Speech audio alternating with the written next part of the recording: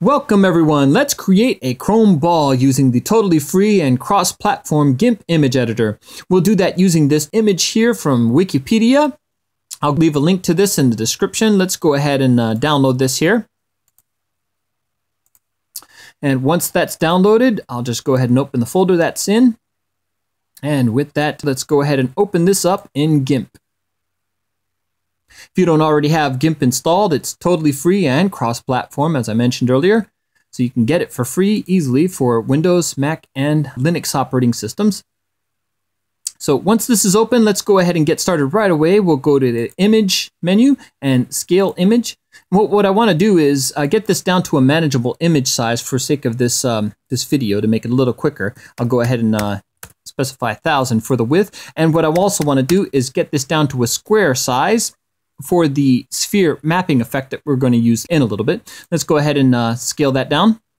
There's that scaled image. Now what I'm going to do is go to Filters, Blur, and Gaussian Blur. Now this isn't required, but it just looks a lot better with the chrome effect when you blur the image out. So I'll just go ahead and blur that out at 30 radius. And we'll go back to the Filters menu now, and we'll go to Map and Map Object. This is the filter effect that we're going to use for the sphere. And in this case, you can see all of the different options for it. Let's go ahead and select Update Preview Live.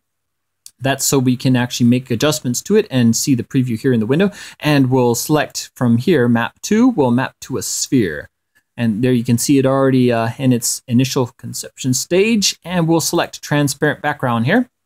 I'm going to select this as well, create new image. And of course you can configure the rest of the settings in this section as you like, but let's go ahead and move on over to the light section.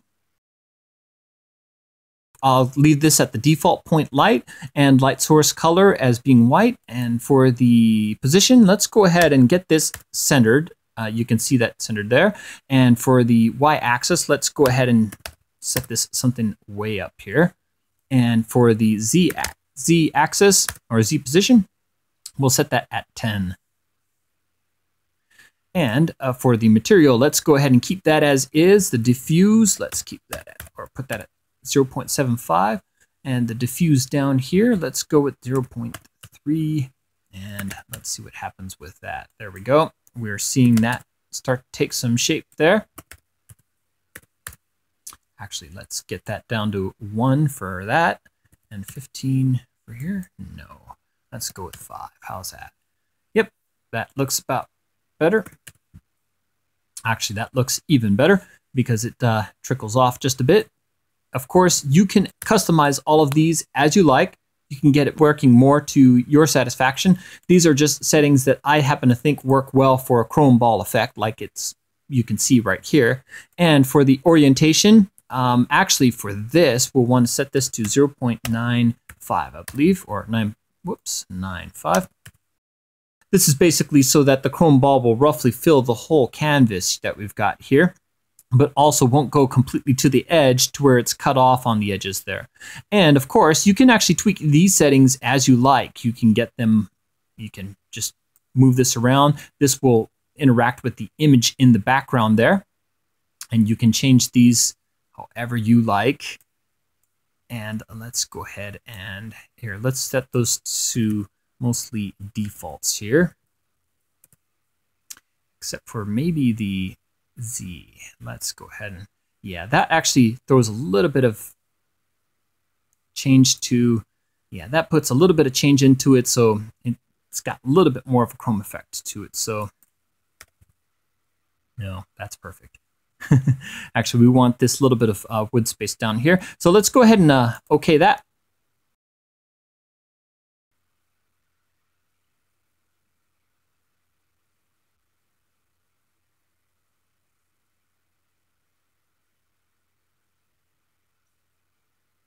And there's our chrome effect.